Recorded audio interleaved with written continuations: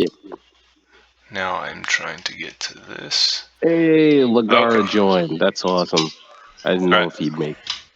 So as I stepped away, I was listening to the recording. It does pick up both of our voices. So That is good. yes, yes, Ah, yes, there we yes. go. A couple of our guys are joining in. So Yep, yeah. yep, yep. What's up, Blacksmith, Dominique, Dean, Yanni Boy, Abil, Gunther, Mark, Timmy, and Irish Viking? What's up, guys?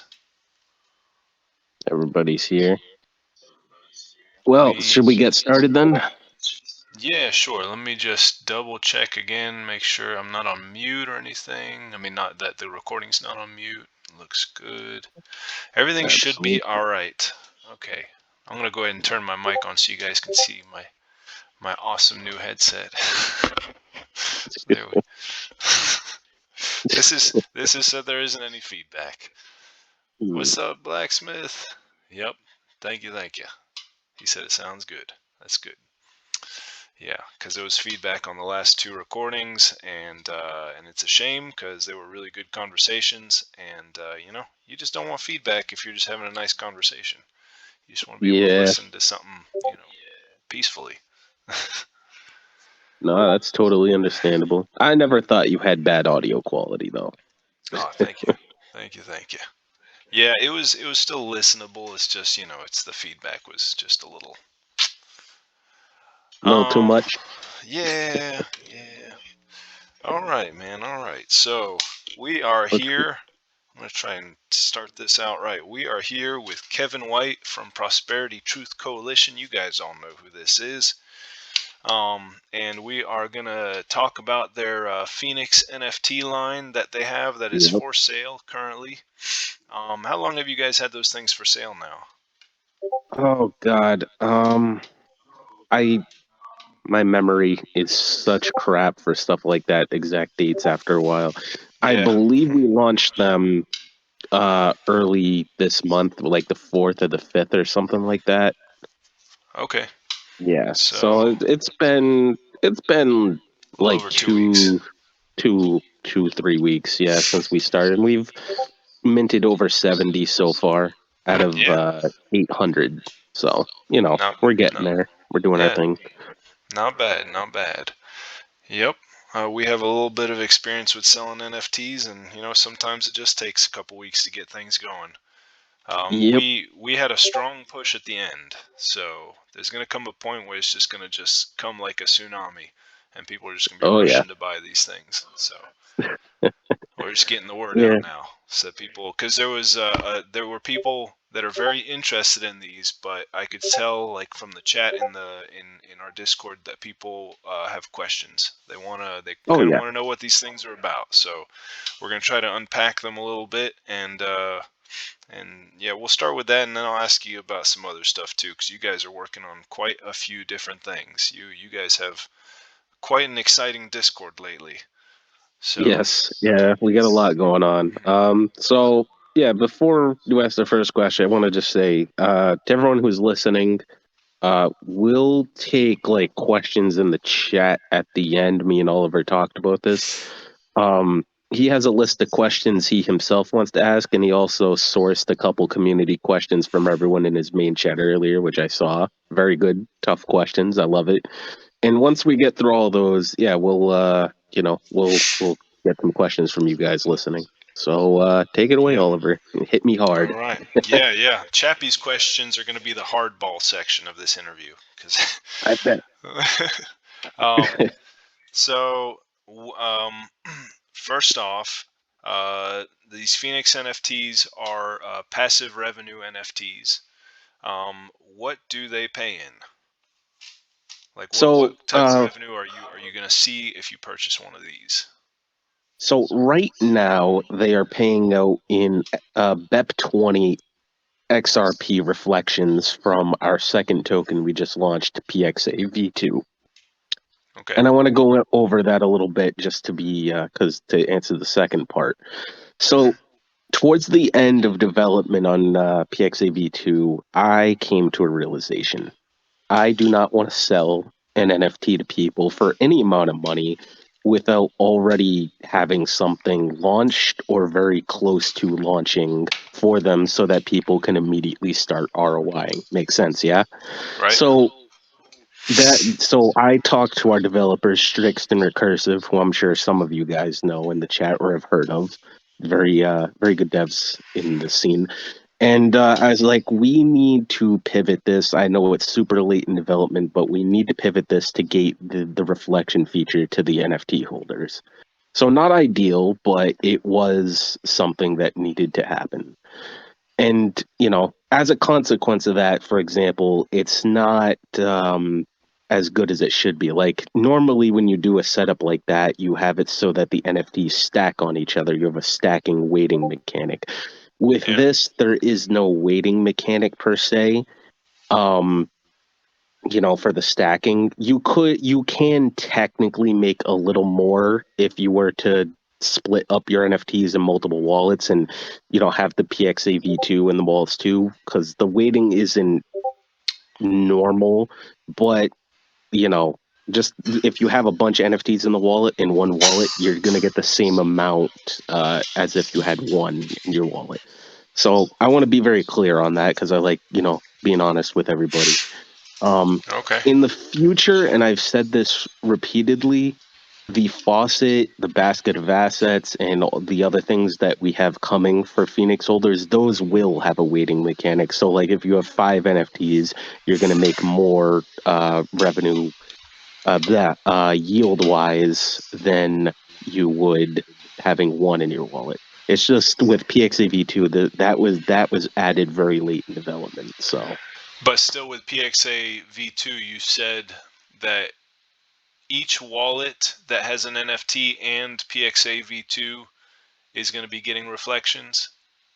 yes, yeah. So you could decide to split it up, and the way the weighting works is it's based on how many tokens you have in your wallet, I and the got you. NFT I is got you. really just a Right. gate, and there is an extra part of how it does the reflection counting, and Hmm. that's a little hard to talk about just because of the technical stuff. But Right. yeah, it's technically slightly more advantageous to do it that way if somebody wanted to split them up. But I mean, realistically, you would just end up migrating all of it back to one wallet anyways when the faucet Yeah. comes out and the basket. So like, I always tell people it's your choice. You can do it whichever way you want. Okay. Um, So yeah, if it's based on the amount of PXA V2 you have, or the percent of the total supply that you have, then might as well just have it in one wallet with your one Phoenix right, NFT or however many you have. right. It won't make a humongous difference. No, And when so with the other rewards, those are the ones that will be affected by the number of Phoenix NFTs that you have, right? correct. And and you said those haven't started yet, like I The know the BTCB hasn't started yet, but No, the faucet hasn't started development yet just because we're kind of like bottlenecked right now because the developers we have also work for Warhaven, my other project that I run with my partner and fellow co-founder Raj Masters. So mhm. like they're like Recursive and Strix right now are working on some Warhaven stuff. And also they're triple hired by Warfi, and Jason and Coach, who are also team members Yeah, for Warhaven and stuff. So like there's like 3 or 4 projects that our dev team works on in addition to PTC. And yeah, so we have to plan out development timelines well in advance. all So to right, give you a good idea, like of when the faucet will come, I would confidently say in the next month or two. That is for a fact because the faucet isn't that complex. It's really just a claims contract with a flag for owning NFTs, a weighting mechanic for how many NFTs, right? And there's no token other than the BTCB, which is Binance Peg Bitcoin, and that's for the rewards. So it's much less complicated than using a new token we just launched for reflection rewards for somebody to go on and claim. So Right. it won't take as much time to make, but we do, there are schedules that have to be kept in all these projects, so it's tough to schedule around that, but we are working on that. All right, cool. So, like, if you had a like, let's say 10 NFTs, you could have them all in one wallet, and you could go to the claim app and claim for all 10 of those NFTs, right? Correct. Yes, And that is how we want it, because you know I people were understanding with the current setup for PXA, but you know we definitely want things to be weighted, right? Because I believe that's how you guys have it in one, right? With the one NFTs you guys sold a while back, I believe it's weighted towards the two reflections, correct? there you go. Yanni said correct. Yeah, Yeah. so that's typically the standard, in most projects. So that's really how we want to do it. And also it helps you ROI faster, because you got to think, if somebody bought 5 NFTs at $80, you know what I mean? They just spent a couple $100, right? So Hmm. they would expect that each NFT is going to work towards ROIing itself as fast as possible within reason, right? And Right. having a weighting mechanic is not just necessary but required for that to happen. Right. So yeah, All right. all the other utilities will have that. Okay. Now, so there's the one way is the PXA V2 reflections. The other way we Yep. just talked about was the Bitcoin faucet. Faucet. Hmm. Is the I know that, and then there's a basket of assets which will come later. Is there Yes. also just XRP rewards without having any PXA V2? uh no, you have to, the way that works, I mean, if you're talking about for the NFTs, no, you have to have the token, because the way the reflections are calculated in the contract is it's based on how many tokens you have versus I the got you. total supply, with a little bit of extra math thrown in for other calculations. But I got you. yeah, that's how it's done. Okay. Now, if this isn't directly related to NFTs, if you just want to earn XRP, you can just use the POH staking system, which I'm sure everyone at this point is somewhat fairly familiar with. Yeah, you just started your fourth cycle. Yep. Yep. Yes. I So have I do have some questions about that, but well, let's stay on topic for now. Um, yeah. so let's see. What about just a basic question? Why XRP? I can understand why Bitcoin. Bitcoin is like the biggest, but why XRP? Why not something like BNB or Solana or something like that? So XRP is an ISO 20022 standard coin. And for those that don't know what that is, look it up. It's part of the World Economic Forum's plan for high usage of digital assets, and uh, the slow transition away from 20th century banking and fiat currencies and such and such. All of you are in crypto, so I assume you have to have at least some bare minimum knowledge on what I'm talking about, so I don't sound like an asshole.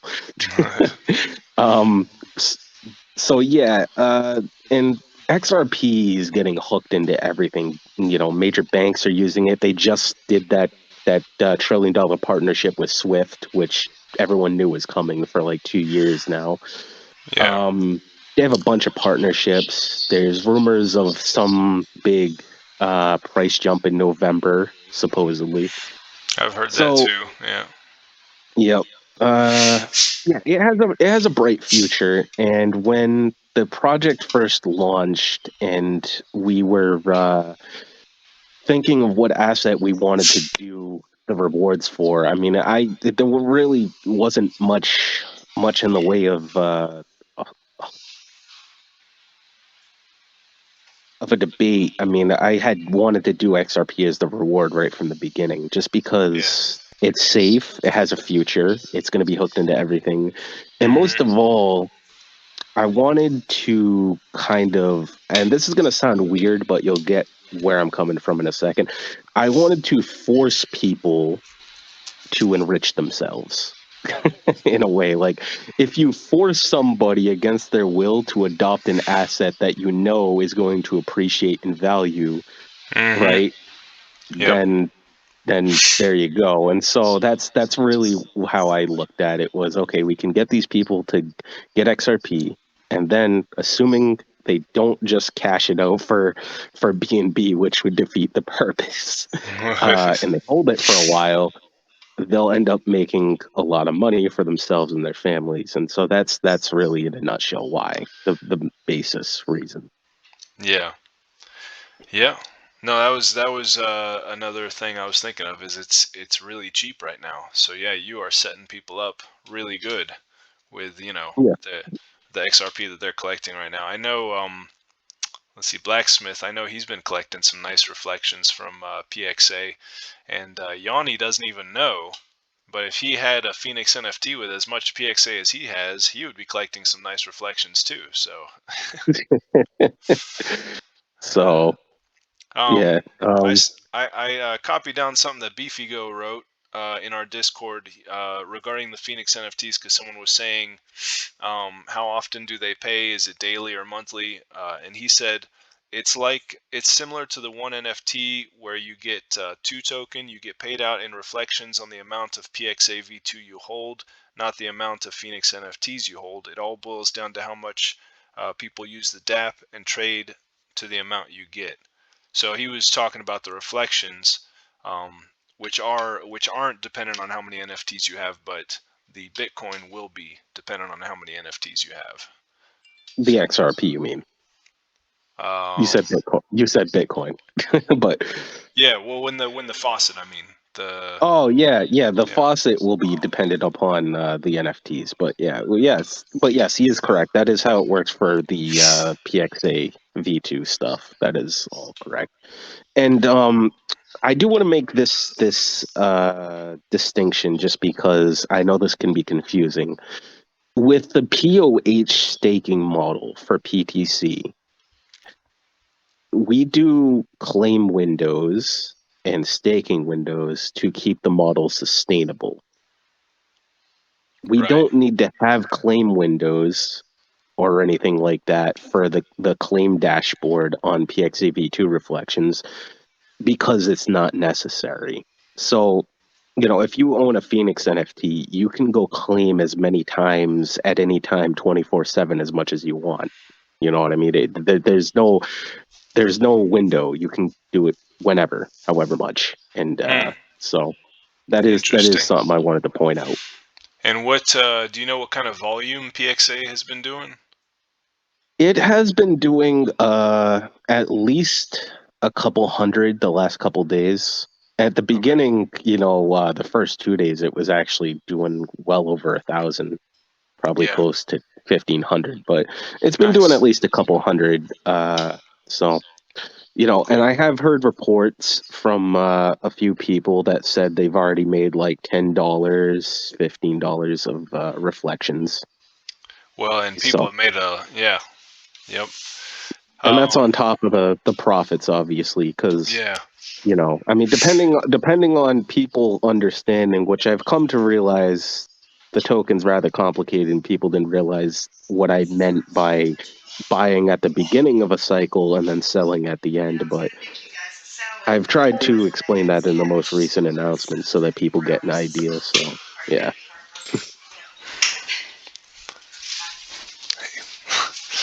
Oh, sorry. Sorry, I have my wife's grandma is bringing us some shepherd's pie, so I just had to tell her Oh, I'm doing an interview. Um, gotcha. so let me see. What were you just saying?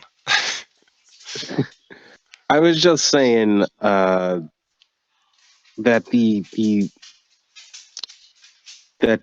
people didn't seem to quite understand how to correctly trade PXAV2 for profit. and that's really my bad, I think, because Yeah. I had assumed maybe people had the same technical brain I do on all these complicated functions and how they all work together. And when I Yeah. said buy at the beginning of the cycle and then sell it towards the end, I don't think people understood what that meant. And that basically meant that really quickly, technically, there's an LP mint function, and we're going to talk about this later.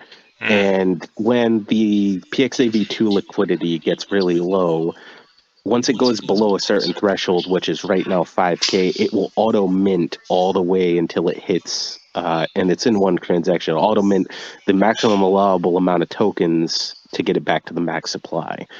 Right. And it does that so that we don't have a zero out scenario, which is very bad and we had on the first day, and it solved that Right. problem. So Right. ideally, to trade the token and always make a profit, you would wait, buy at the beginning after the LP mint function is done, wait, then sell towards the end when the liquidity is getting really low, like 10, 12, maybe even lower. Depends on how much risk you want to take, you know what I mean? Because if you wait too long, the cycle restarts. Then you have to wait till it gets lowered again. But Right. And you that's want to that's you how want you trade. That's how yeah. you trade for profits. Yeah. Yeah, and looking at the conversion rate, seeing what it's doing, but I guess the conversion rate will follow the liquidity getting lower. So Right. Right. It's honestly the PXV2 isn't that revolutionary. All we're really doing is using a bunch of functions to manipulate the ratio, the liquidity pool ratio, and that's where like the burn mechanism comes into play, and it's very, very aggressive, right? If you sell, all the tokens you sold are burned, and then some percentage of that amount of tokens sold is then burned out from the liquidity pool. Hence, the mm, liquidity pool goes down very right, quickly. right.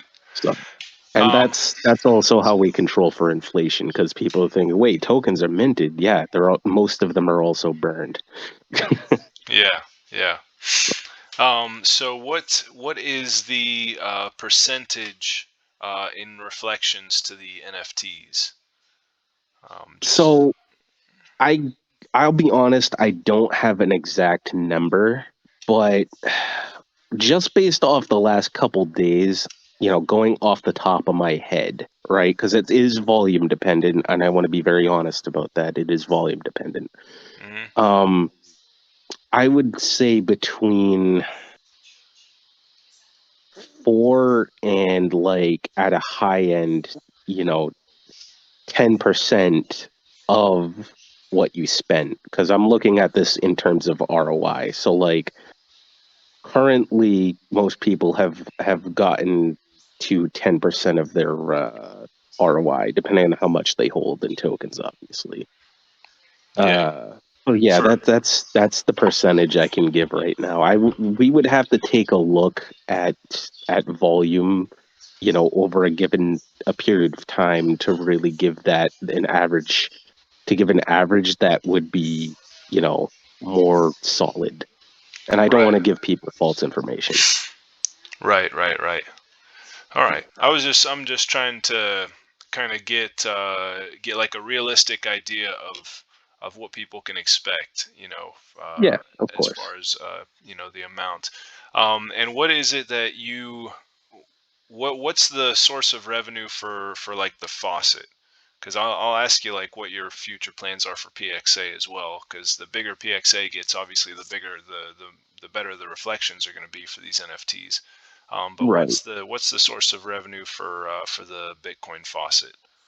So the source of revenue for everything, whether that's POH staking, the faucet, or PXAV2, because to run a token like PXAV2 requires revenue streams. It's not like Sure. PTC or one token, which have a liquidity pool and low tax, and then they're pretty much free market at that point, whatever V2 requires a little bit of help from revenue streams, because otherwise what happens is you eventually just have collapse. I'm not saying it's a Ponzi. I'm just saying if there is no revenue, it will become a Ponzi and therefore collapse. That's Yeah. that's what will.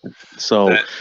Yeah. you know, now to answer your question properly, we have right now investments in Warhaven, Warfi, Pixel Apes, Sow Financial, Mhm. um, and also we have trading bots on BingX, run by Dean Hopefield or Lagara, who is our CFO. And those are brand new, actually. Like within the last week, we started that up. So So being that's like very, that's like four different sources of revenue right there from bot trading. All of them are bot trading. yeah, different areas, but Yeah. yes. And And we what's like with the NFTs, uh how much of like the revenue from the NFTs is going to go into bot trading for the all so in the beginning, we did pay it off the developers and our COO Pad. He got a small payment mhm. because it was necessary, because the developers work on a per project basis. They don't get a Sh- salary. yeah. Pad does get a small salary. I don't get a salary yet, and neither does Lagara, unfortunately, just because we're not at a stage where it would be ethical, moral, or financially reasonable for either of us to take a salary, even if it was $1, because all of the rest of the money that didn't go to the people we did pay who worked for that payment has to go to the revenue streams, and that's where it's gone. So I would Mhm. say I'd say 80% of the entire amount of the NFT. Like if all the NFTs are sold, right, Yeah. 80% of that is going to revenue streams, bare That's minimum, that's a good amount. because because it has to, Right. right? Financially speaking, logically speaking, there is no other way to do it. Because if we do any less than that, we're not going to be able to hit our targets, and we have to hit our targets. Like to ensure that everybody who's staking just with POH alone, just to run the core staking platform for our core token, Yeah. requires a certain amount of revenue to make sure everybody's in profit, because we don't just care about the guys who are doing multi-wallet stakes. We care about the guys who are doing single wallet min stakes too. Everybody has to be in profit, which requires a Right. certain amount of revenue to generate the XRP to put in the rewards contract. Sure. So the money from the NFTs will be going to these trading bots, and that money will be used for rewards to the proof of hold people, as well as for the Bitcoin faucet. Like it'll kind of go into like the collective um, Yes. Yeah, that is investment correct. investment. Okay. Yeah. We're going to be funding each part of the project as we go. All right. Um. So let me see. Where are we going from here? As far as PXA, like with the liquidity manipulation, Hmm. um, this is just a little bit to switch gears, but it's just something that interests me. Um, Yep. we've seen this being done recently. Like this is like the new thing. I mean, maybe it's been being done before this, but it's come to my attention recently. Like we saw Seifu Go do this. Um, Obviously, they did it in a very dishonest way, but and now I've seen you guys do it. I'm just wondering, Hmm. whenever you see the liquidity get like super low, whenever the pooled tokens get super low, um, then like Yep. the backing coin Hmm. increases. Like Yeah. each token becomes worth more of the backing blue chip coin, whatever that Right. is. And so this is why I said you need to have revenue streams, because this is why Seifu Go failed, right? Seifu Go did not have any revenue streams, it was literally a Ponzi. And we know that to be a fact from the transaction hashes and Brian's own admittance of guilt that all he was doing was cycling taxes Right. and some of his own vast amount of money from his other scams to keep the scam going longer. And that's really about it. You know what I mean? And Yeah. yeah, you know, I don't endorse Ponzi's, but right, you can absolutely make a token run as a Ponzi like that for a while. You could absolutely do it. You'll Mm, eventually hit the wall, and you're gonna fuck over a lot of people, and you're gonna be an asshole. yeah. So you know I what I was just mean. I But was you could. just I was just wondering, like, could you do like a token like that and just like you are like the only investor and you just buy all the pooled tokens and then like all of a sudden each token is worth like a fortune? Like, I mean, You you would just be paying yourself though. You can't see this is the great thing. This is the great thing about when we talk about liquidity pool of stuff because it's funny because you can't cheat math and you can't create money. Well, except for counterfeiting, but don't yeah. do that, kids. Counterfeiting's illegal no matter where you. But so yeah, like you can mint as many tokens as you want, right? And you can buy as many as you want and all that whoop de doo. You Yeah. can't, however, mint or create as many backing tokens as you want. Like, I can't magically wave my hand and materialize out of the ether 2000 BEP20 XRP tokens. No, I have to buy those and then put those in the liquidity pool for people to sell for, right? That's, you know what I mean? But like If we could do if it's paired with XRP is what I'm saying. Like you make all of your tokens disappear. Like, wouldn't the backing coin like wouldn't I mean like I'm obviously thinking about like how can you manipulate this? Like if you just did it by yourself, no other investors. So you're not screwing anyone over. You're just like trying to make each of your tokens be worth a lot. Could you like, I guess you couldn't cuz if you took out you your could tokens, no, you could. So I won't lie, right? When PXAV2 first switched to this current cycle, right? I Mhm. used the old treasury and I initiated a bunch of buy and sell transactions in sequence, like one after another.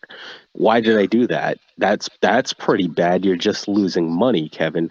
I was testing to see if the system worked correctly because the whole point is overburn plus the taxes plus the custom fee which routes back into the liquidity pool to help itself for a while because the whole point of it is the token is supposed to sustain itself for just long enough between revenue stream injections, right? That's what it is.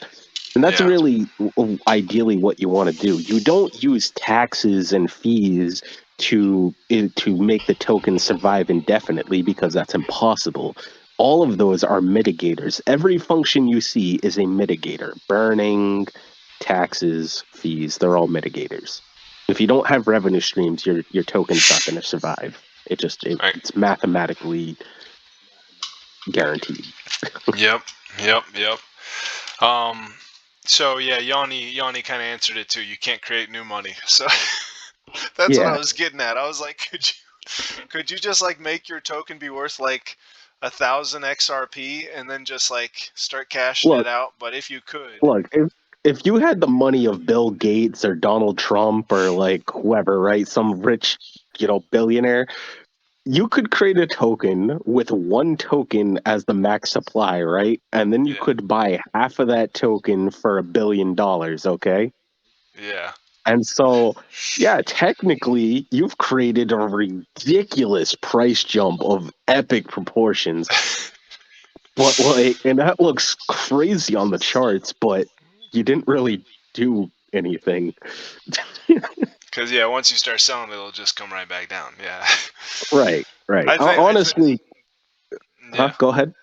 I No, was go like, ahead. I think about that with one token. Like we have over 100,000 in our pool, in our liquidity pool right now of 1 tokens, and I'm like, as that number gets smaller, the automatic market maker pushes the price up. But like, let's say we get it down to 10,000 eventually. Well, I don't know what the price will be at that point. I'm sure someone can figure that out. But let's say it's like $50 or $100 if it's at like 10,000 um, 1 tokens Token. in there.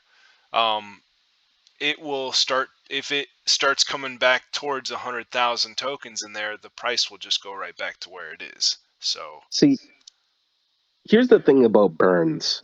Um, not to get too off the, and then we can get back to the questions because I don't want this to go on too long, but you mhm. know, I do like the conversation. With burning, you have to be very careful because scarcity is good to a certain point, right? You don't want to, for example, right? Let's say one token blows up in the future, right? You have tens of thousands of people in the server. You have a volume of like $20,000 worth of trading every day, right? Mhm. But by that point, there's only 10,001 tokens left in existence, right? Right. You have now hit what's called a liquidity crunch because Right. the liquidity has gotten so low that there's actually just not a lot of tokens left for people to buy. Like the amount of one tokens in the liquidity pool would get so low that people wouldn't be able to buy them who want to buy them, and they would have to wait for somebody else to sell, Well, they which would you be, never, but they would be buying fractions of a token, right? which is terrible. Because You people don't know like that that. at that yeah, people don't like that. It'd be like People like it's fractions of a Bitcoin. yeah, but I like fractions of BNB. That's all I've ever bought. yeah, but Yeah. it's different. It's different for coins, man. Because like BNB is not a token; it's a coin.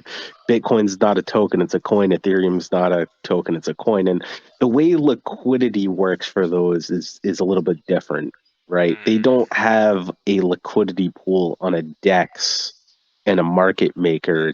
They're a coin, and liquidity works entirely different. I mean, the principle's the same, but it works differently. Um, Hmm. so, but yeah, I don't know. That's why, like with PTC, for example, I factored in the burns into the max supply when I forked it from Everrise. I was like, well, I want the supply to be 100 billion, like XRP, Yeah. but I know we're gonna have to burn some, so I'll set it to 120 billion, and we'll burn down 20 billion tokens or so, maybe more, maybe less, right? Yeah. And that way, the actual supply I wanted won't be harmed, but we're still going to burn it, which will help. And Right. that's really where I came at it from. Now, I'm not saying you guys did it wrong with one. I think what you're doing is perfectly fine. Long term play, absolutely fine. But I would be careful with just how much you burn. You know what I mean? I was gonna ask you like, how low do you think we should get? It depends on what you want to keep in reserves. Like, let me ask you this: how many one tokens is the treasury holding? Lucky would know that, but it's not very much. It might be like 500 or 1,000, something like that. I see. And how many one tokens are in existence circulating? 547,000, I think. I see. Because, like, if the treasury was holding, like, let's say 50 to 100,000, right? You had 50 to 100,000 tokens chilling in the treasury for Mhm. future proofing. Mhm. Then you could justify keeping burns on to your heart's content forever, right? Because you could just do uh, injections into the liquidity pool and also have tokens in reserve. Like, let's say Bitmart Exchange comes to you guys in the future, is like, you guys met our criteria, we want to list, and you guys can be like, sure, here's 30,001 tokens, Yeah. get us that listing. So like that's how I would say to go about it. How, Right. you know Yeah. Well, we burned all the team tokens in the beginning, so yeah, that's why we don't have a large amount. Now the only amount we right. have is literally from the 1% of the 2 token tax we have that we convert over to 1, which Lucky doesn't even do that very often. So we don't have very many 1 tokens. We probably have more 2 tokens than 1 tokens. Jeez, But that's crazy. we don't have very much revenue right now. We're working on that though. No, Hey, we hey, we hey! we have. You guys have plenty of revenue. You got the Prisma bot, and Oh yeah, I think, we're going to like in the next like 2 or 3 years, it's gonna be crazy how much revenue we have. and It's I believe from records, me and Dean processed Lucky and use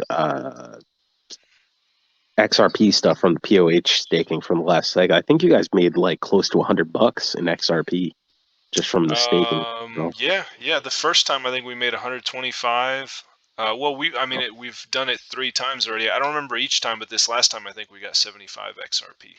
So okay, yeah, that was yeah, pretty all nice, right. absolutely. And I mean, yeah, when XRP is worth, whatever we think it'll be. I mean, there are people that think it'll be $1,000 eventually. Then all this XRP we're loading up because we're not selling any of it. We're just building it up. We're gonna have quite a bit of money. I love the schizo post 2K XRP. Yanni is saying I have a few one myself. He's actually one of the biggest holders. I don't think he's number one anymore, but Damn. he bought pretty Yanni early. over here is like a sniper, man. He's Yanni three. sniped PXA, sniped one. I know you sniped a couple other projects, bro. I see you. He has yep, calf kiwi, yep. Uh, yep, he Uh, has a high percentage of a few. I feel like Yanni, like, you know how most people they'll like go sit down at the end of the week after they do their day job and they like divvy up their paychecks. He like mathematically determines, he's like, okay, I have to put at least $200 separately from everything else so that I can snipe these tokens. He got his PXA for just $4. That is legendary. Leone's like, I am the bot.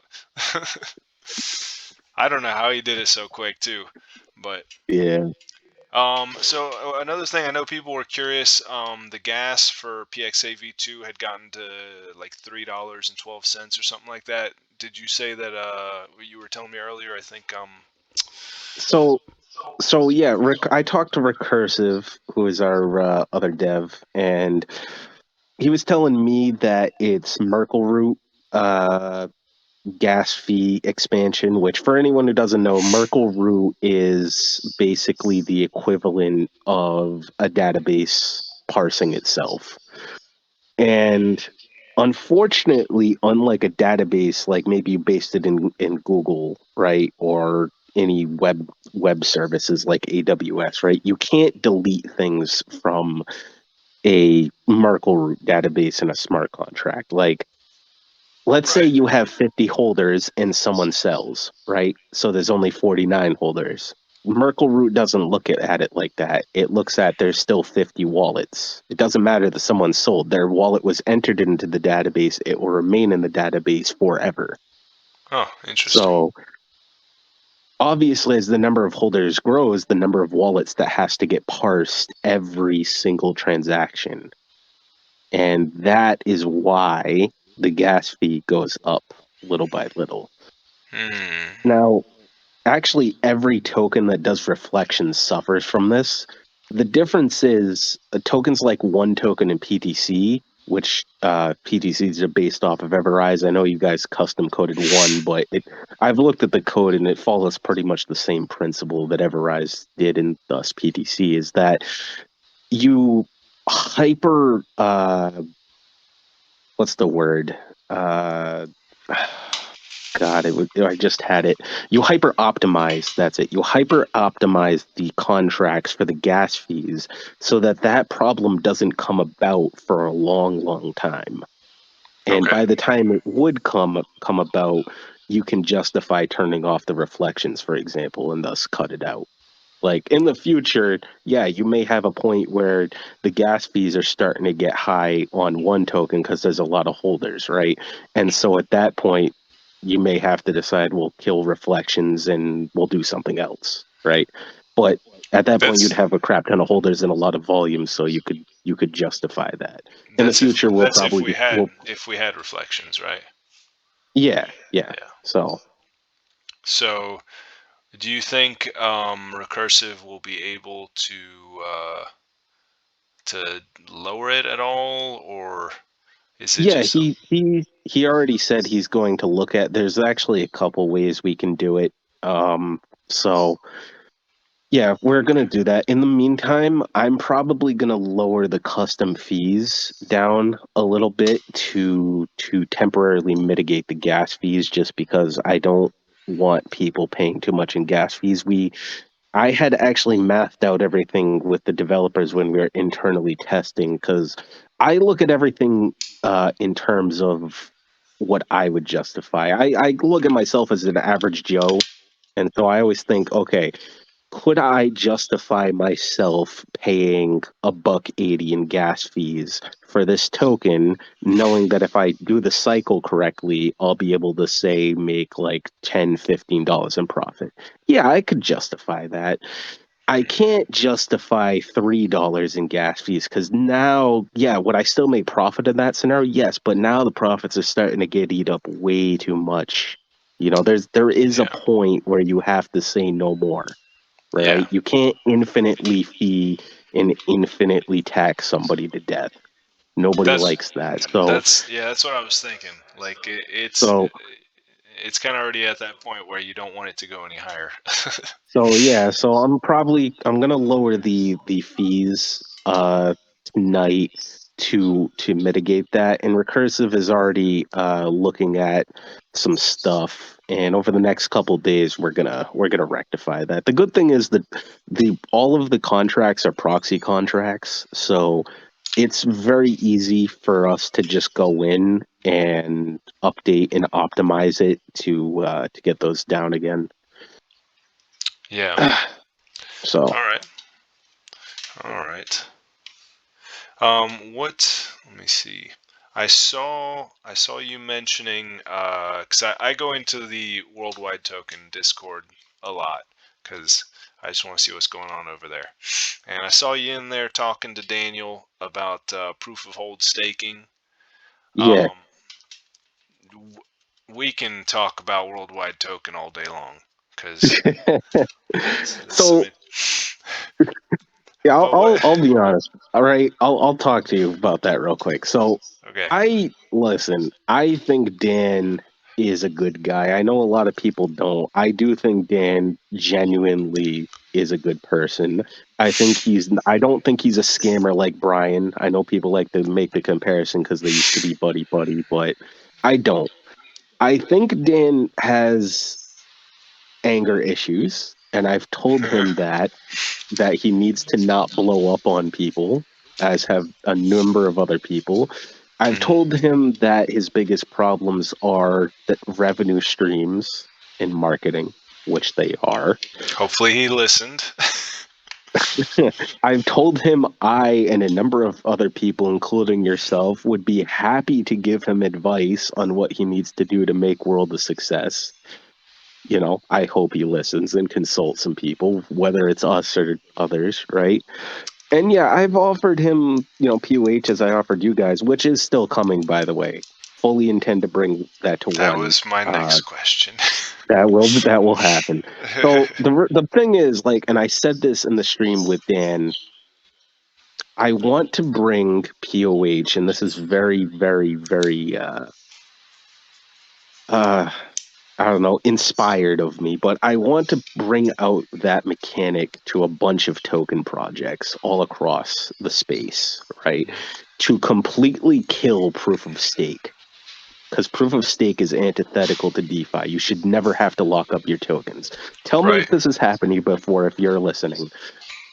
Completely legitimate project, no problems, not even a Ponzi, but they have a lock staking model.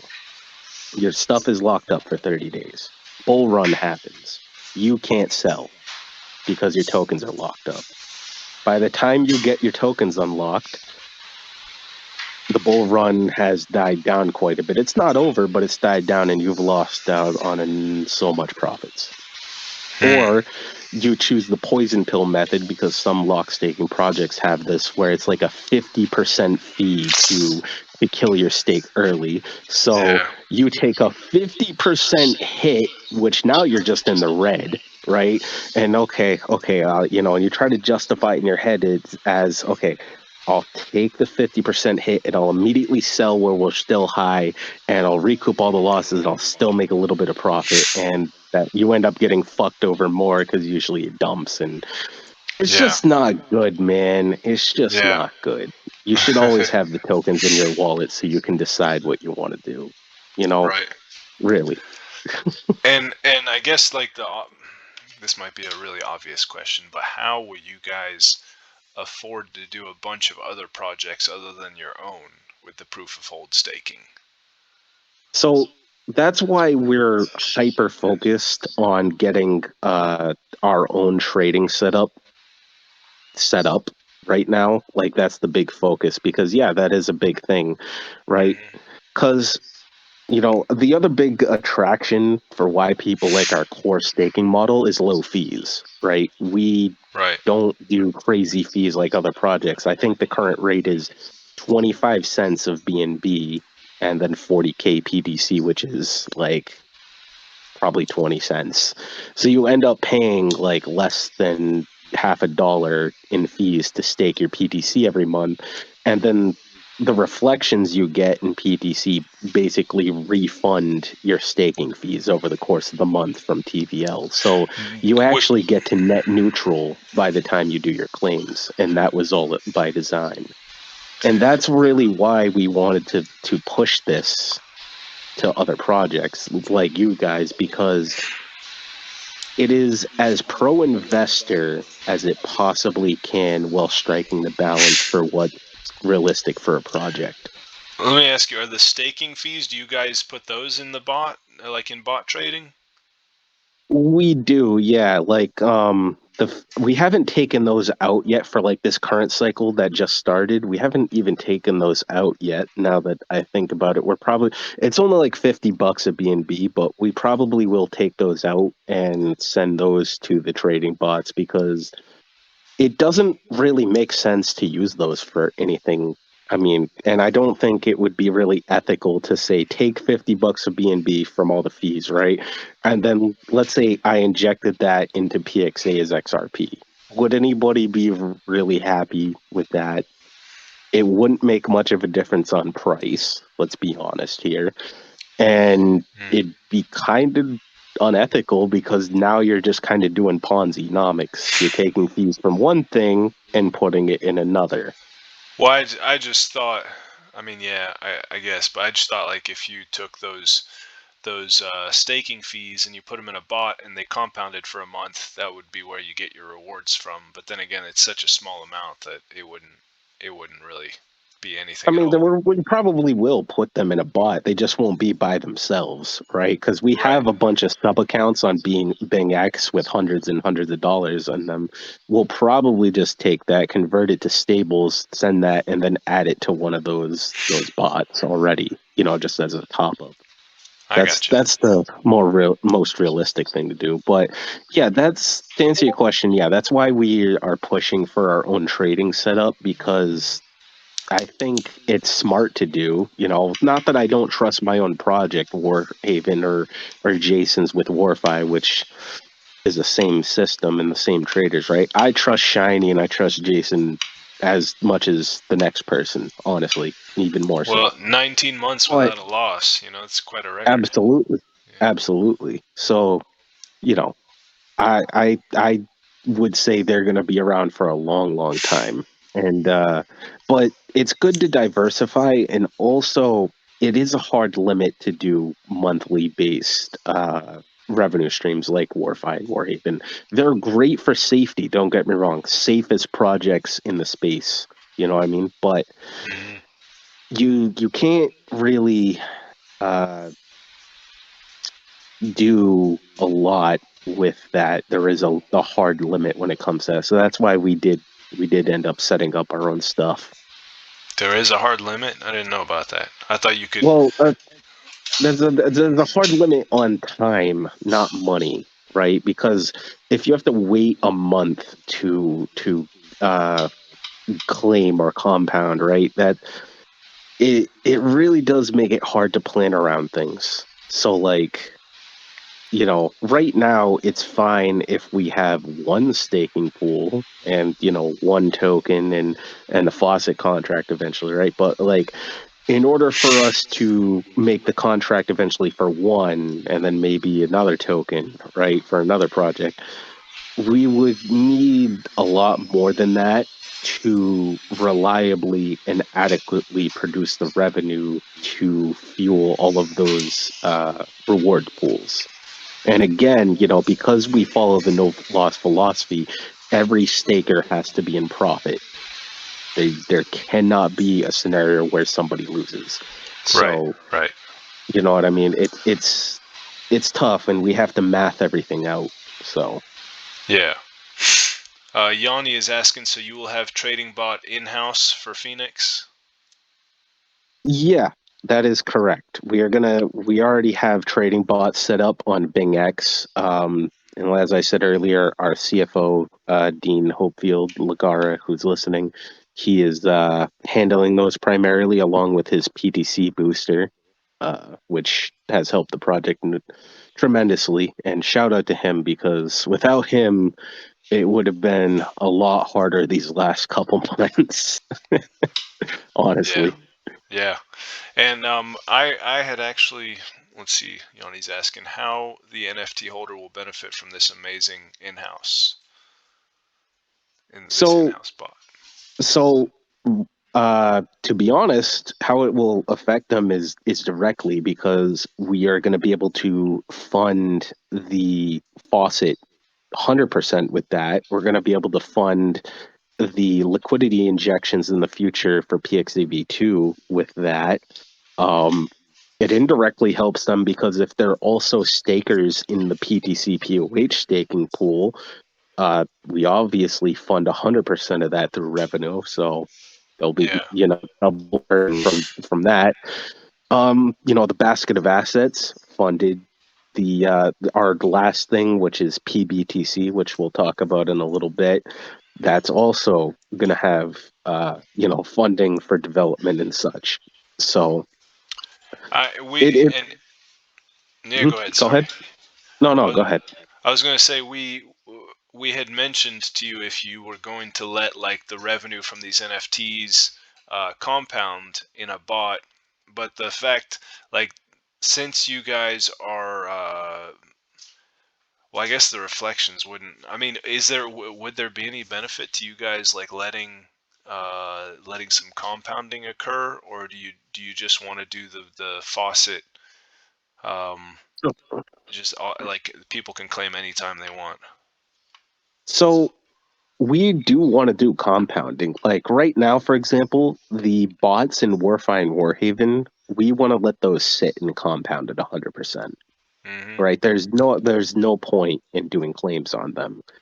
For the most part. I think Lagar's booster, and that's up to him, as far as that strategy. He has a fair bit more in, but the treasury investments are, like 1,500 or so, maybe a hair more. Hmm. Those would only produce, and I think Warfi and Warhaven did what, 3-4% uh this last month. So like, that's not a whole lot when you consider the size of the trading pool. And so it'd be just smarter for the future to let those compound. Hence why we set up our own trading on BingX, so that we can allow ourselves that wiggle room to compound stuff. And we may do some portion of the NFTs, deposited into Warfi and Warhaven to build the pools up quicker. Right? We may do that. Yeah. Yeah. Me and the team will have to sit down and look at things more clearly as mints happen and things happen. We see where is best to put the money to get revenue quicker to ensure people ROI. And that's the biggest thing, right? They all Yeah. have to ROI. Everybody has to ROI. At a bare minimum, if you give me $80, I owe you $160. 80 for you to ROI and $80 of profit. Bare Right. minimum. Right. And then there's the $120 ones because the first 200 are 80 and then the remaining 600 are 120. So I owe Hmm. you 120 plus another 120. Same difference. You know what I mean? Right. Right. Everybody wants to 2x. Bare minimum, everybody here wants to 2x, I think. So, Yeah. Yep. Well, with our Prisma NFTs, we, the big thing that sold those things was the compounding, because those numbers get pretty big. When so yeah, we're definitely. yeah, when you start out with a nice amount, of money, which with when you guys sell all 800 of these, how much BNB is that going to be? So that is somewhere around 80,000 just off the top of my head. So it's Somebody could about do the. Yeah, it's Yeah, about the same amount as what we raised, and we yeah. put 100% of that into the Prisma bot, which uh, um, Moon God is still figuring out what the hard numbers are on that. But the first week it did 16.7%. The second week, which it only had 18 days, it did like a little less than 5%. So he's thinking it's going to average 7 to, what are you saying, months, not week? Did I say 2 weeks? Uh, um, I don't know what I said, but anyways, the first month, yeah, it didn't do 16% a week. The first month, yeah, the first month it did 16.7%. The second month just under 5, and he thinks it's going to average between 7 to 14%, which I think it's going to do better than that. Um, and we're just going to let it compound year over year until it gets to um, until the bot gets to having $15 million, and that is where we're going to switch it over to stage 3. And stage 3 is going to be where at the end of the year, after it's compounded for the entire year, we literally pay out 100% of the profits. So 90% will go to NFT holders and 10% will be split between Prisma and one token. And that will be stage 3, where there will just be no more reinvesting. It'll just be 100% of the profits going out to everybody. But to get to stage 3, we first want the bot to get to having $15 million in it, because then if the bot is making uh, if it's making 15% monthly, which is, maybe a little optimistic, but maybe not. We haven't seen this thing in action yet. Um, if it's making 15% monthly, then that 15 million at the end of the year turns into like 80 million or 85 million, something like that. And that's a lot of money per NFT. So that was really what got people excited. Uh, is it one bot only? It yeah, it's one bot that can do many different accounts. So it has a main account and it can have sub accounts. That's So awesome. yeah, That's kind of like that's kind of like our setup with Bing X. We have a bunch of sub accounts, and one main account, and that's really how we're keeping everything safe. Is mm, we're kind of modeling it the same way the Shiny Jackal bots that Shiny runs in his Steam for Warfi is very low risk, very low leverage settings, which does mean a yeah, lower yield percentage, right? That gonna be honest about that. Lower right. risk, lower yield. But Well, if uh, we we decided that was best because you can't gamble with people's money. sure. Well, if you're a good, project leader, yeah. Yeah, We've seen plenty of people gamble with people or just right out steal it. Um, but yeah, with the Prisma bot, from what Moon God tells me, like the risk that they deemed acceptable was like 0.1%, like 1/10 of a percent was like the most risk that they were comfortable with. and that is, where they're seeing like the 10 to 15% monthly returns. He wants to potentially eventually, like, we'll vote on it down the line, but if we can get the bot up to having like $100 million in it, we could completely de-risk it down to like to where the risk is damn near 0%, and the bot would only be making 2 to 3% a month. But when you're doing 2 to 3% of 100 million at the end of the year, it's still a crap ton of money. So Right. that's an option that we're looking at. Obviously, it'll be very interesting to see how this all plays out. But uh, it's looking really good based on all their back testing and everything. So um, I don't know, just some food for thought for you guys. I'm sure you guys have thought of all this, but that was an idea that Lucky had, because originally Moon God was just going to do monthly payments, and Lucky was like, no, let's wow people with the power of compounding, because Yeah. it is the eighth wonder of the world. So Yeah, I mean, we definitely plan to do compounding too. I won't lie to you, but it's about looking at the numbers, right? Like you guys in Prisma looked at the numbers, and I'm sure after everything's sold out, and that's really what we need to do because, like, yeah, we already have a good amount minted, and we already have the vast majority of it trading already, right? Whether it's with Warfi, Warhaven, or our internal bots, mhm. it's about looking at everything once we get closer to minting out and seeing where what money has to go to do its best job, whether it's compounding on one bot or just straight trading for profits to be taken at the end of a week and another. Oh, excuse me. It's And okay. yeah, yeah, Yeah, yeah, right on. All right. Let's see. So, you guys just finished your fourth cycle of proof of hold staking in Prosperity Truth Coalition (PTC). yep, Um, well, you just finished your third cycle. Your fourth cycle just began. Um, yes. uh, there was Najalith. I know you saw his, I'm guessing it's a guy.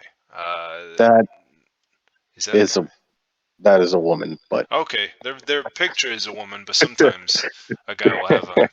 Okay, you're good. well, No, you're good. she had some glowing things to say about PTC, and I thought it was really cool. One of the things I copied down here is she said at the current PTC price, the ROI from staking rewards is like 5x the dividend you get from high yielding ETFs like JEPI. I don't know what JEPI is, but It's a shoot. s- it's a it's a stock, well, ETF stock, but yeah, So she try was tradfi stuff. Yeah, yeah. So I actually copied down a lot of stuff that she said. Um, she was saying that it's rare, and that you guys have a really good setup here, and especially without having to lock it. It's just proof of hold, so you can literally sell at any time. You're just forfeiting your rewards if you sell. Um, Right. And but that's somebody had asked, like, like when I was talking about it in Worldwide Token Discord, somebody had asked, what third party do we trust? Nobody.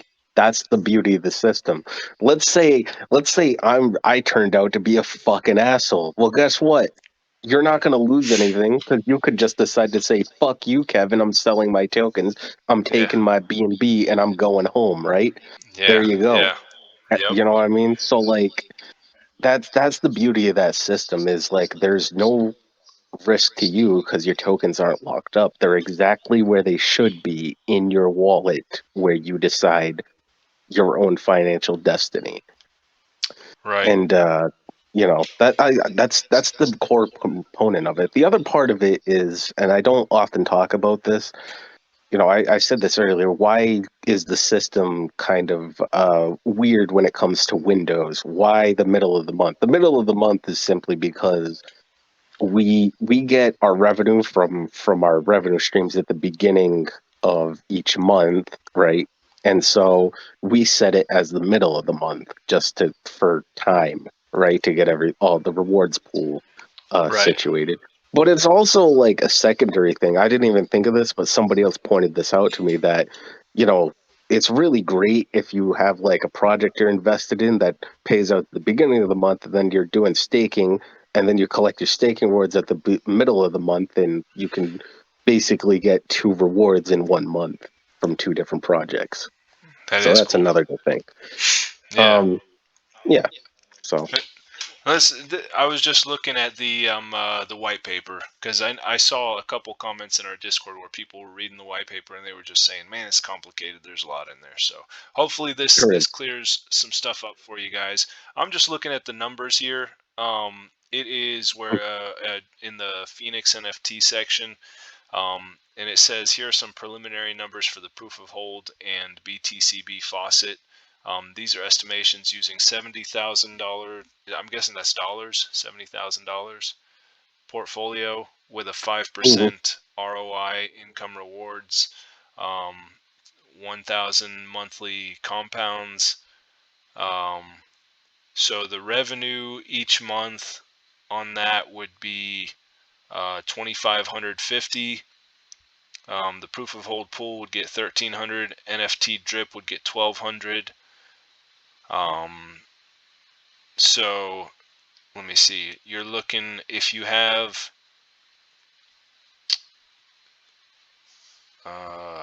what's the I wish I could pull this up on the screen, but I don't know how to. It says like the NFT share, a generation 2 is gonna get a dollar. Is that $1.38 Yep. from that? Okay, and Yeah. that So here's the thing, right? Before we go any further, I need to make this very clear. The faucet is going to pay out a much smaller amount because it is a supplemental utility. I want okay. to really preface that. Supplemental utility. I got It's you. not going to pay out the crazy amounts you see in POH staking or PXA reflections or the basket of assets that comes after. It is simply put a lower end faucet for all of the NFT holders. And by all of them, I do also mean the OG NFT holders The that we gave 200, out for yeah. free. And Right. that's the only utility the OGs are actually going to get. But I promised them early on they would get one, and that's the one. And the Phoenix holders, because by the very nature of paying for the NFT, they get more. It's weighted more and stacking more and yeah, all that good stuff. But yes, you would only get like $1. I think depending on how many you have, you could end up getting like $2 or $3. I'd have to double check the numbers.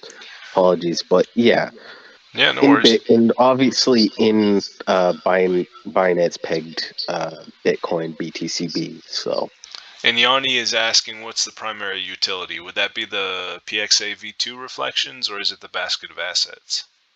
the primary utilities would actually be the basket of assets and Prosperity Bitcoin, which is the end, the final end game, which is it's my passion. I've always wanted to build it, and that's the simulated mining system. And it's not going to be a token; it's going to be a layer two built on Binance Smart Chain. And So so what will that give to the NFT, the Phoenix NFT holders? Because obviously and that's ex- like a ways away, right? yeah, that is a ways away. That's going to give them the exclusive access window. And the best way to describe that is when Bitcoin launched in 2008, Satoshi Nakamoto actually was the only one mining for 1 year.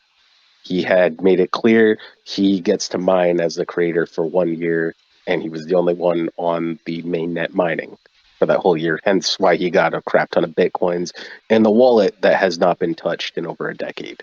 Yeah, why didn't he Uh, sell any? That's weird. I don't Anyways, know. mysterious. Maybe he's dead. Who knows? But yeah. So that's the So that's the same. I it will give you access to be able to mine the P what is it, PBCB or TBTC. Yes. okay. Yeah, and yeah, you'll get an exclusive access window. We don't know the amount of time that would be. I would say at least a month, if not more. We'll look at that when it gets closer to time.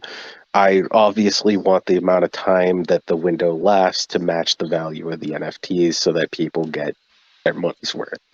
So, And so, I'm sure you'll explain this many times over before that time comes. But yeah, we don't have to.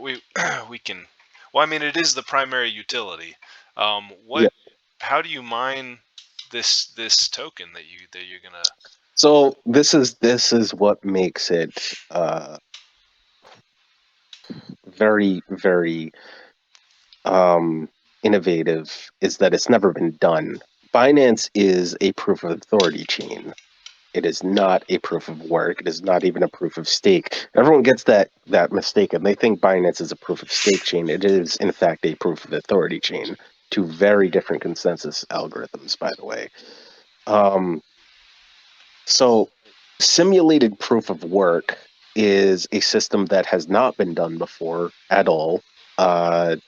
And it basically puts proof of work on a layer two on top of a proof of authority chain, and you mine it in a simulated fashion. So assets act as the backing for your hash rate the same way hardware acts as the backing for your hash rate on regular proof of work system.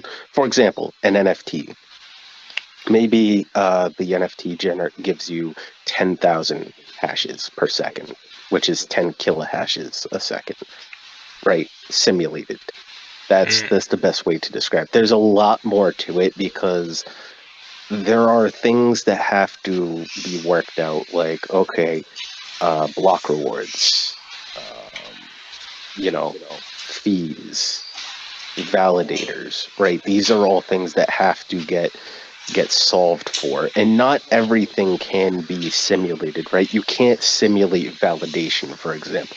Validators still have to be physical because to simulate a validator would break the logic of the blockchain because the validator is what stores all of the information for the chain, right?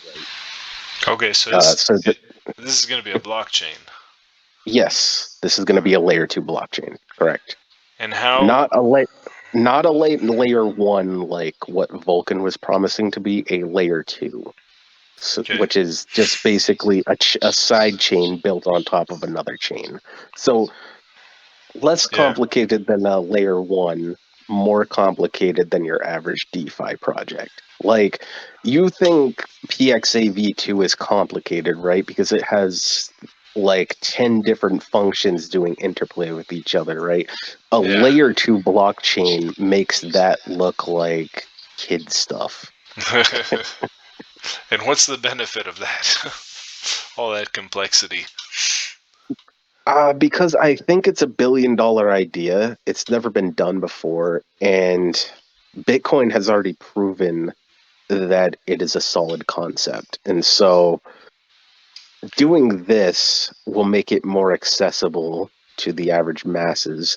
And, you know, think about it this way, right? If you had the chance to mine Bitcoin with assets, right, rather than hardware, okay, so no electricity bottleneck, and you know that this layer two coin is mathematically guaranteed to get more popular over time, right? There's a set supply. Eventually, it will get very scarce, just like regular Bitcoin Core or even Bitcoin Cash, right? Would you do it? Would you Yeah, get in on that? Yeah, yeah, yeah. right? Right. And so that's the other thing that the system tries to solve is the barrier to entry. Because right, the barrier to entry for proof of work coins is incredibly high, right? Very, very high. You have to buy a whole bunch of GPUs or ASIC Right, miners. right. You have to have a very good electricity grid that'll accept you, that won't cap you or fine the crap out of you. And so You know, those are called what? A proof of work? it's called simulated proof of work, what we're going to be doing, SPOW.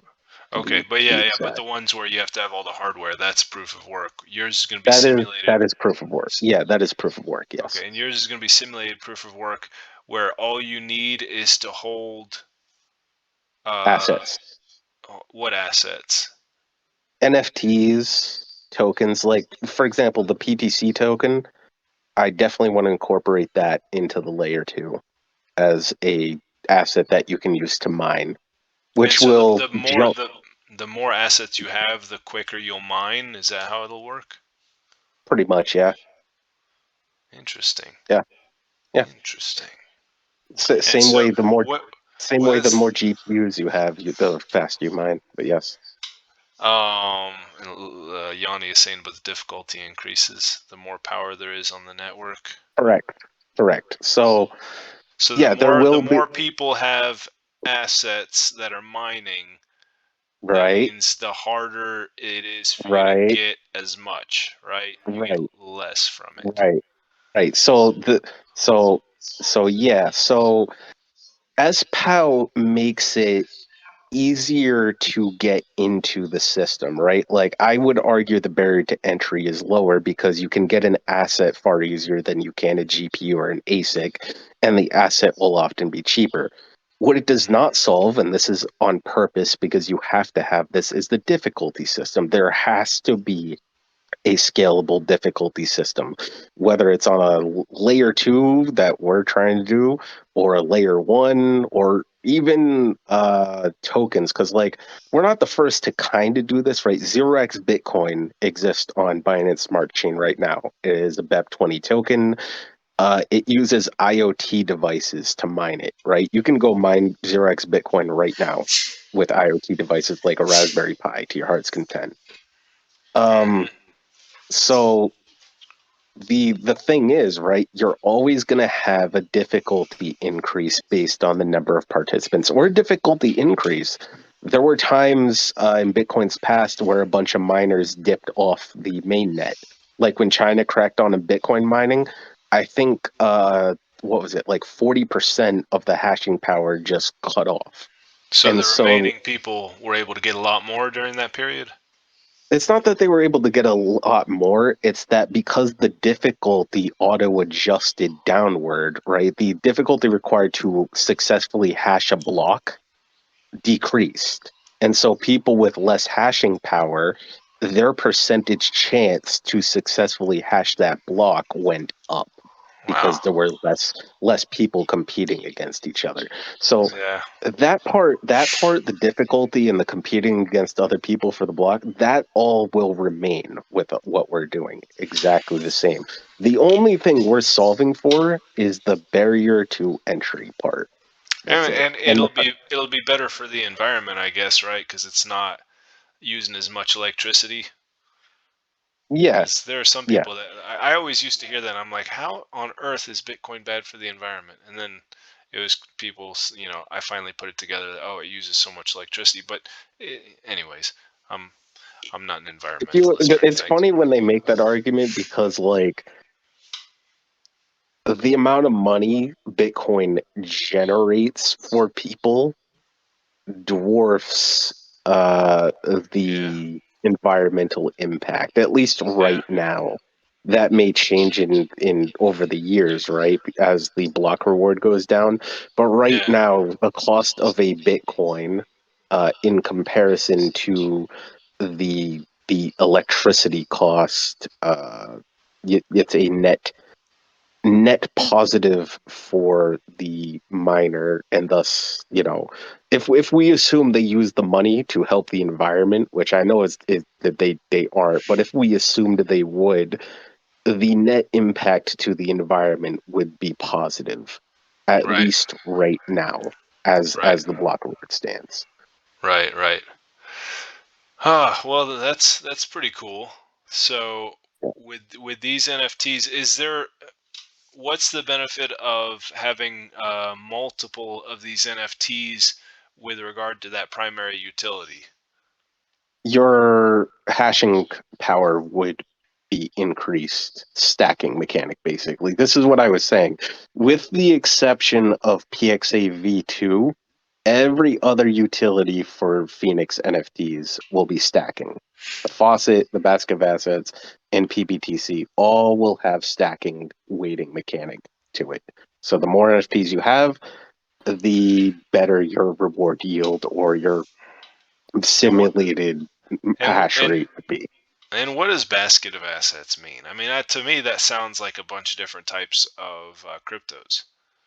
That is exactly what it is. I put that as a placeholder term because that is something that we haven't built yet, will be built in the fairly near future, right? It probably won't come out till early next year just because we have things we have to build first. The Sure, faucet, we sure. have to make fixes for Phoenix and get its trading features out like a chart and stuff. So there's a couple of things to tackle, but the basket of assets will definitely come fairly quickly. And what it is like five different blue chips, you know, that are going to be, there and instant portfolio for you. The way I envision it is there'll be a page for it. You go on the DApp and you're going to see each logo for each blue chip, and underneath it, you're going to see the amount on the DApp for you, the Okay, individual, okay. right? And that is basically it. And with this one, I do want to kind of restrict the ability to withdraw it, sort of similar to the claim windows with POH, because I want people to understand that the portfolio is there for you to gain wealth, basically build wealth. Hmm. It defeats the purpose if you claim all of it, swap it to BNB, and then cash that out on Binance. That completely defeats the purpose of it. Yes, Right. that is your choice, but I'm trying to make something that gently nudges a person within reason to hold it rather than claim it and cash out. Now, obviously, if somebody wanted to claim it within the claim window that we'll have, and we'll have more information on how that will be later on. But if they wanted to and cash out, that is their choice. We're not going to fully restrict and say no, you can't. No, you could certainly do that. Same thing with the XRP rewards from POH staking. I would hope people yield hear our advice and hold their XRP Hold on. rather than Yeah. sell it, but they are free to sell their rewards. That Hmm. is their choice. Yep. So Yep. All right. Now, Yanni was saying, how does the basket of asset pay out to the NFT holder? And you said there's a claim DApp. there will be. There's going to be another page on the current PTC DApp in the future just for the basket of assets. And yeah, it'll be weighted towards how many NFTs you hold. And it's really the same concept. All the blue chips go into a smart contract, right? And those are divvied out based on weighting and, you know, the number of participants, NFT holders and such. And yeah, you just look at it and, anytime you want. And then obviously when the claim window happens, you can decide, do I want to claim all of them to my wallet or do I want to let them sit there and that, entirely up to you. And so, That's basically and Yanni is saying, will that basket of assets get filled by the in-house bot that you guys have? that is correct, yes. Okay. Very cool. Um, well, let's go ahead and wrap this up. Because I know my wife is getting hungry, and we're Okay. let's do the rapid fire questions from Chappie. Um, Yes, so these are not easy questions, just so you know. So this is the that's fine. hardball section. What's the projected ROI for investors over the next 5 years? He didn't specify whether they're just buying PTC or whether they're getting NFTs. Let's just say like for the NFTs, the projected For the ROI for. NFT, for the NFTs, I'm gonna have to say based on everything Probably between 5 and 10%, being as conservative as I can, and that's off the top of my head, but just based off of the everything I'm thinking about, all of the different variables, 5 and 10%. Are you saying yearly? Yeah, yeah, All maybe a hair more. I don't know, like, but that's my conservative ballpark estimate. all right. Let me see. He says, "Are all team members doxxed?" Uh, yes, to my knowledge, I am obviously doxxed. Dean Lagar is doxxed. Pad is doxxed. The developers are doxxed just because they have to. That's part of the thing, and they're not outwardly doxxed. Like Strix, for example, is not publicly doxxed. He is internally doxxed. We have a copy of his ID. We know his address. We know where he lives. Everything, right? He has shown his Gotcha. face on video call with us. I gotcha. Recursive is also privately doxed, and the reason this is because that's a policy Jason has from Warfi. Any developers that he hires, they have to go through a vetting process. He I even has a gotcha. guy who does background checks. I gotcha. Yeah. So yeah, so all of our developers are doxed one way or another. But the core team, yeah, we're all doxed as far as I know. Yes. All right. What security measures are in place? Uh, What do you mean by that? I don't know. That's a very general question. So I'll say this, right? Uh, we have a multi-sig treasury now. Okay. We still do run. I still do run a couple daily things through the old treasury that I, you know, only use, but for the most part, like the PTC staking contract, the PTC token contract, uh, most of the assets have been transferred to the multi-sig.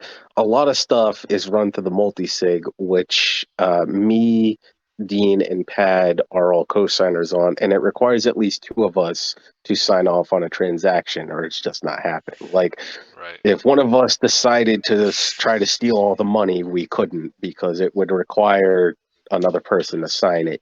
And obviously, all three of us get a notification on the Genosis Safe DApp about transactions. And Right. obviously, we ask questions, we plan things. So, like, that's one security measure. We're doxxed. That's another. And as far as our core stuff, POH, I mean, you don't really, again, you don't have to trust us because your tokens don't leave your wallet. So, Yeah. And there's the security measure that everything is on the blockchain, so people can see what you guys are doing. oh yeah, that is true. Yeah, I did also forget to mention that. We also do community auditing of all the treasury wallets and my personal wallet as well as all that. So like there's no secrets here. You can Yeah. absolutely verify every single transaction that we do to your heart's content, and I welcome it. Nice. Please, and if you have any questions, happy to do it. Like there are some transactions that aren't posted in the transaction treasury transaction list on the Discord. Those are Hmm. mostly test transaction from PXA's testing phase, or they're rapid fire transactions to do with running functions on PXA. And if I have to run like 10 transactions just running functions for maintenance, like that's tough, man. I Yeah. do try to Yeah. post them when I can, but I don't get to every single one. You know, Right. it is what it is. We But don't post any of ours. if somebody came to me and like, hey, I noticed this $5 transfer from the wallet to the treasury to the wallet, I could easily look at that and go, okay, that was us doing a liquidity test, or that Hmm. was us transferring into the liquidity pool, or this was us switching a setting, right? You know what I mean? Yeah. Very easy to do, and I can even Yeah. show the code because I do have a fair bit of coding knowledge to like show you that like yeah, that's what that is. It was pointing at this function that does this. Right. Yeah. Yeah. So That's you've definitely got that on us. This was the next question from Chappie. Is the project sustainable? And I guess he It is. means PTC. So yeah, because you guys have bot trading as a source of revenue already coming in, and You know, we have Warfi and Warhaven, which we're going to be compounding. We have Pixel Apes also. We have Sal Financial. We were able to buy a bunch of Fund Pass NFTs from them. yeah, Which shout out to them, by the way. They're a good project. But very cool. yeah, we have a bunch of different revenue streams. So yeah, we're definitely sustainable. And you know, I don't want to brag. This is not bragging, but we've been around since March. POH staking has been around for 3, now going on 4 cycles, right? I think we've made a solid case that we're going to be around for a while, Yep, you know? yep, yep. We share the same birthday practically. Um, what is the strategy for a downturn or potential global recession?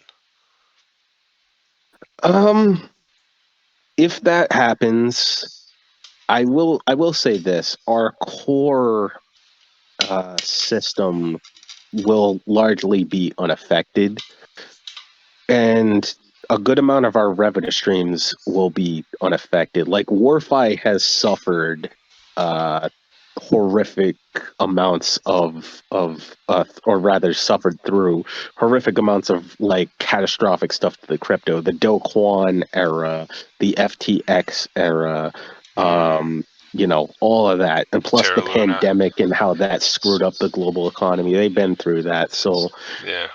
I'm confident when I say Warfi and thus Warhaven, my other project, which is sister project, will absolutely weather that storm. Um, Awesome. as for our bots, we're still testing. I would argue that could probably weather a recession. Trading doesn't stop just because you go into a recession. It does require a change in strategy, but we could do it. I think, yeah, we could absolutely suffer. I can't speak tonight. I'm getting tired. I think we could absolutely survive, if I can talk, a recession, and we have enough diversified revenue streams to make that happen. And we are trying to build like a EMF type of thing, like an emergency management fund. That's something that I want us to do in the future as well. Cool. That's Yeah. slow going, obviously, but I definitely want to build that in the future. There's a lot of things that we need to do. We're still building, much like you guys, and a lot of projects at the moment. Mm-hmm. Yep. All right. And his last question was, why should I invest? Let's just make it about the Pheonix NFTs because PTC you should invest because proof of hold staking is awesome, and you get free XRP each month for it. So, but for the Yep. Pheonix NFTs, why should he invest in a Pheonix NFT? Because the utilities that we're bringing out are safe, sustainable, and I would argue, based on our track record with POH staking, we've demonstrated an absolute commitment that the investor matters the most. And, I don't say that lightly or as, a marketing gimmick, right? I know this is supposed to be the sales pitch, but I get sentimental on this topic a lot. You know that, Oliver. Mm-hmm. Yep. You and I People, share ma- a lot of principles. Yeah. people people matter, their money matters, their time matters. And so, you know, I would just say if you invest with us, I'm not going to let you down. I will find a way. If there's a problem, we will find a way to fix it as expediently as possible. Nice. Right, and we've shown that in the past. When I screwed up and accidentally renounced the PXAV2 contract and made a dumbass of myself, I worked for 3 hours in the wee hours of the morning with Recursive to make a new one, switched out everything in the other two contracts so that they were resynced with the new token contract, Mm-hmm.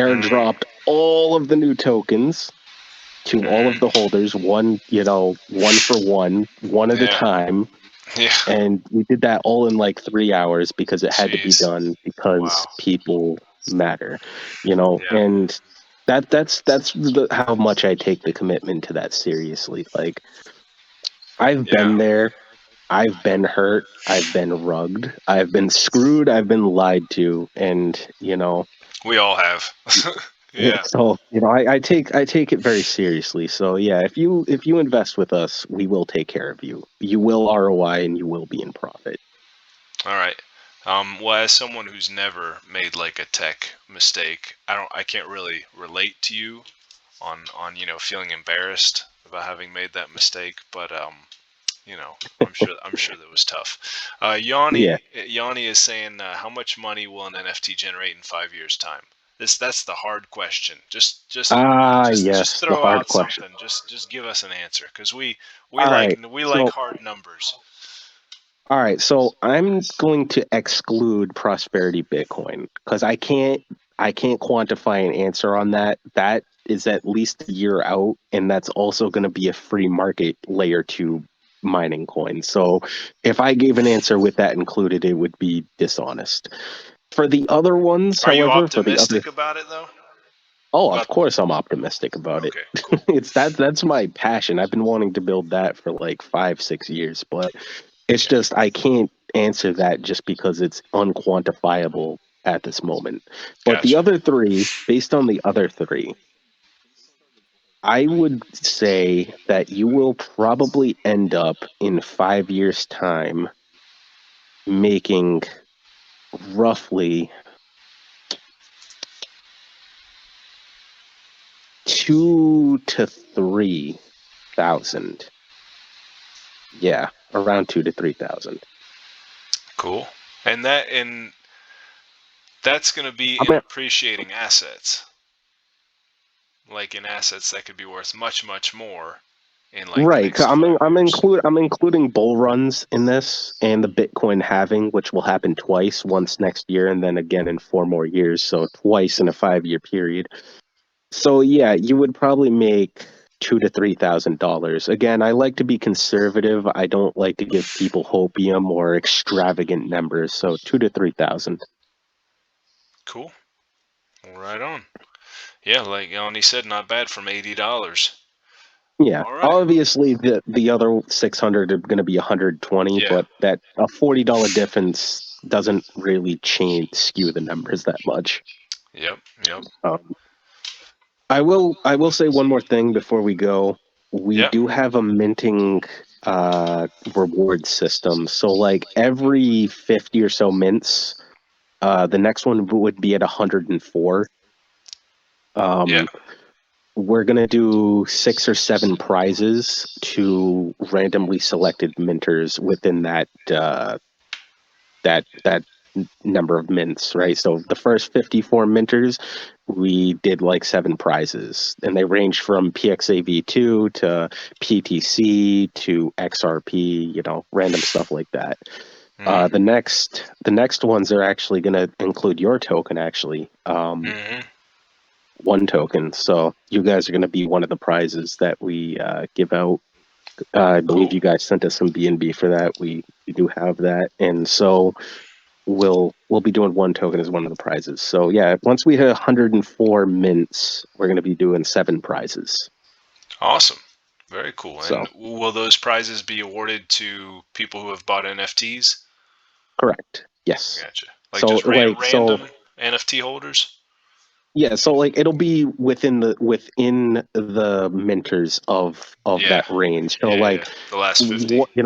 one to 54, when we did those, it was obviously 1 to 54. 50, uh, you know, 4 to 104. Yeah, those Cool. guys are also gonna get 7 prizes from that range of people, Nice. and then so on and so forth until we mint out. Yeah. Well, right on. All right. So Well, Kevin, I was intending to only talk to you for an hour, but we went almost 2 hours.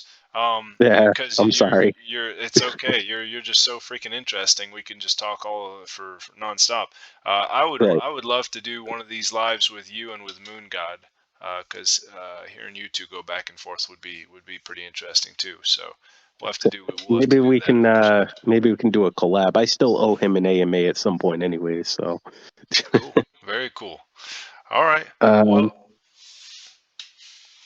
yeah. go ahead. I'm sorry. Yeah. You have any final words before we sign off? Um, I would just say take a look at our white paper if you need any more understanding on what we're offering. Uh, and check out our Twitter because we do have a number of things that we tweet on there as well. And Pad wanted me to mention one other thing. I do apologize. Where is it?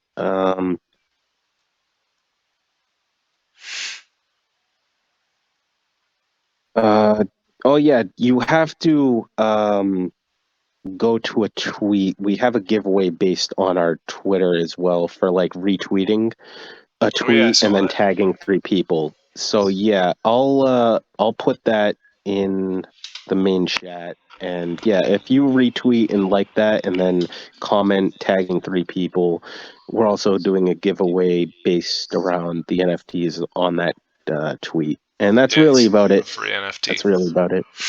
Yeah. All right. Yes. Very So cool. Very cool. Well, it's been a pleasure as always talking to you, Kevin. And you too, my man. yeah, man, we will do this again.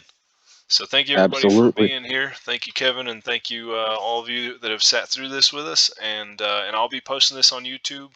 Hopefully, it recorded our voices. I'm pretty sure it did. I'm like Hope 90% so. sure it did.